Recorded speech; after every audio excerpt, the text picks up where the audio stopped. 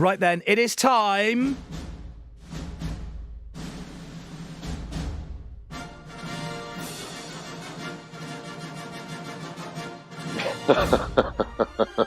Here he is. Always fun, Adam. It's Van Connor. That's your intro now, forever and ever and ever. I do like a bit of fanfare. I can't possibly deny, mate. It's got to happen. So, welcome. Happy New Year, Van. And a happy New Year to you as well, Mr. Bull. How was it? How were the festivities? I was ill for most of it, but I'm brushing over that. That's where my voice still sounds a bit croaky at the moment. But plenty of time to sit down and watch lots of amazing movies, which is what you've been doing as well. So, where are we going to start? That's it. We've got a couple of amazing ones to talk about to start off our new year. So, shall we start with Jojo Rabbit? I think that's the one everyone seems to want to be talking about this week. Yeah. Let's go. So, tell us, how was it? So, this is a new movie from writer-director Taika Waititi, who came from the sort of Flight of the Conchords kind of troupe, and he sort of rose to prominence with What We Do in the Shadows about 5 years ago, wound up doing Hunt for the Wilder People, Thor Ragnarok, and has now come out with a movie set in Nazi Germany, following the plight of a young boy who's a member of the Hitler Youth, whose imaginary friend is Taika Waititi as Adolf Hitler. He discovers that there is a Jewish girl hidden in the walls of his mother's home. His mum, by the way, is Scarlett Johansson. And it's about the friendship that develops between them and how it reconciles with, just life under Nazi rule. I've got a clip for you of just the kind of level of insanity this runs on. Guys, this is Johannes Betzler, the kid I told you about. Remember, he stole a hand grenade and blew himself up, and as a result, I got demoted for negligence. Now I get to work in this office with all these wonderful kids. So, Jojo, I'm sure we can figure out something for you to do. Oh. Ideas? Yeah. Guys? Yeah. Okay, well, we need somebody to walk the clones. Also, I think maybe he could hand out this new propaganda and deliver these conscriptions. I don't suppose I could be conscripted. Could I? Sorry, did she say walk the clowns? The clones. They've actually got, what you can't tell from the clip, because obviously for audio purposes, is they've actually got a crop of cloned Aryan youths just kicking around the office, just blonde-haired, blue-eyed boys, and they take them out and walk them like dogs, it's implied. It's really wacky and really out there. It's the sort of film, it sits halfway between something like Edgar Wright and Wes Anderson. Yeah. It isn't Taika Waititi's best film or anything. I wouldn't even put this in his top three. I think of the films he's made since What We Do in the Shadows, I think this is arguably the weakest, but it is the most confident and self-assured. And the kid who's in it, whose name I absolutely keep getting in the wrong order, his name is Roman Griffin Davis, is tremendous. But of course, the scene stealer is Taika Waititi as Adolf Hitler, which is exactly as bonkers as you'd hope it would be. I mean, these are sorts of films where sometimes I go, should I watch it, shouldn't I watch it? Because if it's completely bananas, I'll lose patience and get halfway through and switch it off. But is it something that you can get into quite easily? I think so. I think it's one of those where if you don't like it early on, you're not going to acclimatise to it after that. It very much hits the ground with the tone it sticks with.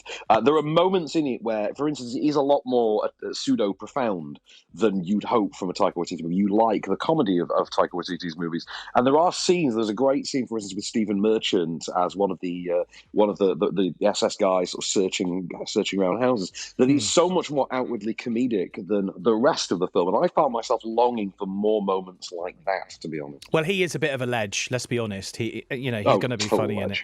Well, I think I'd dare to try and watch it because of him and Scarlett Johansson, so I'll give it a whirl, and I'll let you know what I think of it. But how many Van points are you going to give this? I'll give it an 8 because I did think it was quite a well-made film and I was interested in it, but I just don't think it's quite on par with what I would expect from Taika Waititi.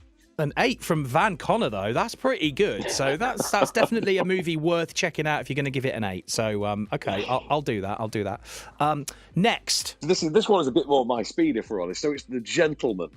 And it's the latest film from Sir Guy of Ritchie. And this one has, as you can imagine, a poster with a lot of very big famous names all stood around leaning on one another. Yeah. This time the names include Matthew McConaughey, Charlie Hunnam, Henry Golding, Colin Farrell, Eddie Moss and Jeremy Strong, Michelle Dockery. It is a hell of a roster. And the gimmick this time around is that Hugh Grant is the world's sleaziest newspaper tabloid private eye who just breaks into Charlie Hunnam's house one night and says, I want to tell you a story.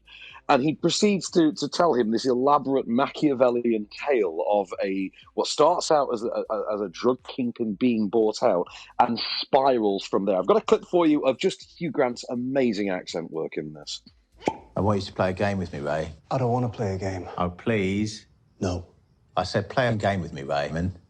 Right. Lovely. I want you to imagine a character. Your boss, Mickey Pearson. You're too smart to be blackmailing us, Fletcher.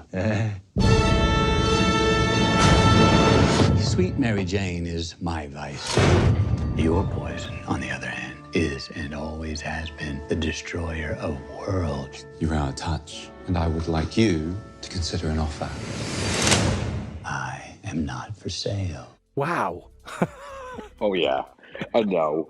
To be fair, like, I'm not what you would call a big Guy Ritchie fan, but I will genuinely say I haven't enjoyed a Guy Ritchie film this much since Snatch. I think if that was the trilogy, it would be perfect. I think the cast in this are a lot of fun, with the notable exception of Jeremy Strong, who I just can't figure out what the hype around that guy is, and this does not reassure me in any way.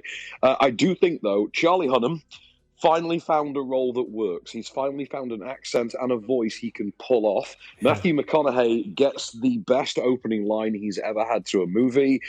Colin Farrell is just a laugh a minute. He's absolutely tremendous in there. But of course, MVP, Hugh Grant. Hugh Grant playing the Mockney Private Eye is just absolutely worth the film on its own. I thought it was really funny, really sharp, really clever. Just loved it.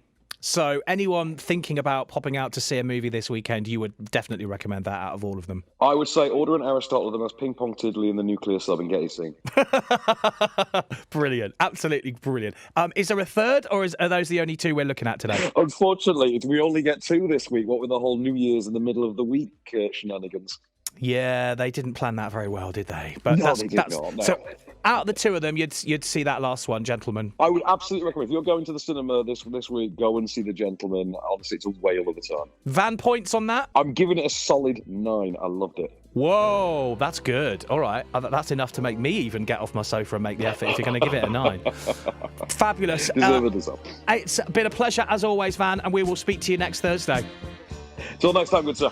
Have a good one. Right, David Bowie, Changes on BBC Radio Oxford, and your second clue to Small Talk next.